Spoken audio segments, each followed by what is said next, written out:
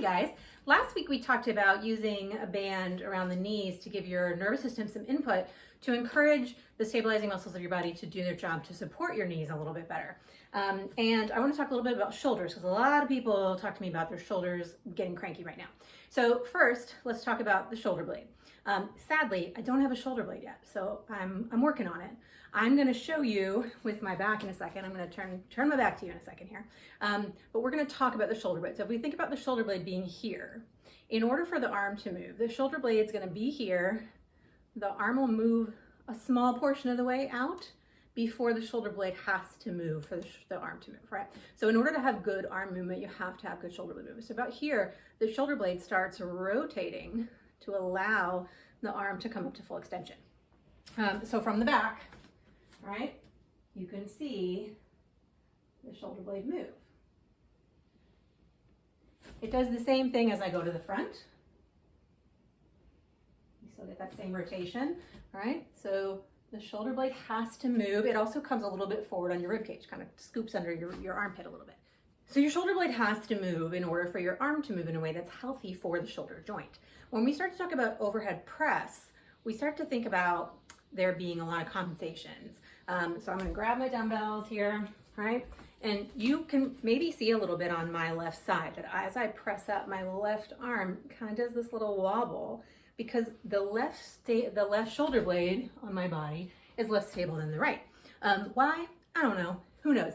Patterns, injuries, I don't know. I'm not concerned about it really because it's not such a big injury that it impacts my life too much.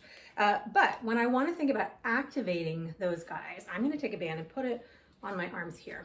Now, I'm just going to do this in front of you guys. A great way to do this is to do it against a wall and kind of walk your arms up the wall because then that really keeps you honest about where your arms are in space.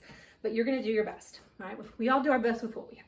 So I'm going to put this around my wrist. I'm going to pull it apart. This is the lightest band I have. I'm going to pull it apart till my hands are at shoulder width.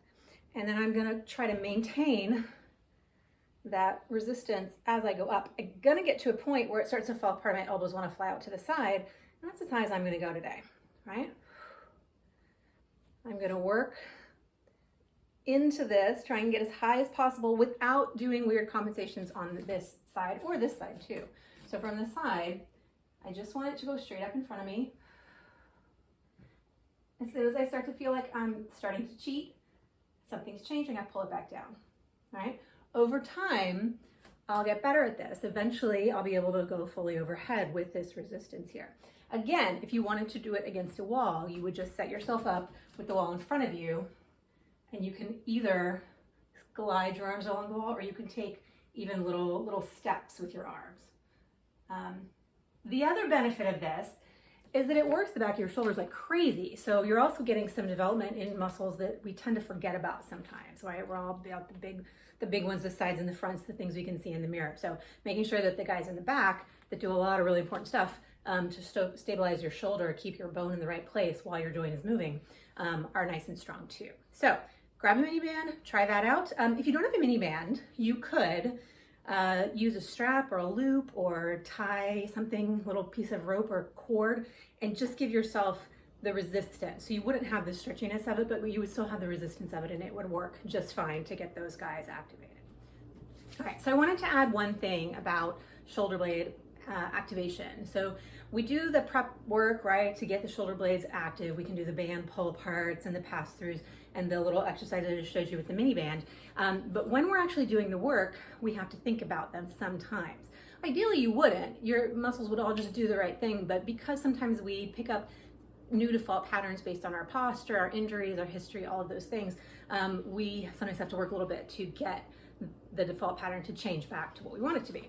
So one of the ways that I like to think about that is when I'm doing arm work, even if I'm not going overhead, even if I'm going to the side or doing bicep curls or something, I'm always sort of thinking that my shoulder blades are scooping into my back, right? They're locking down in my back. This is not to say that they're not going to move.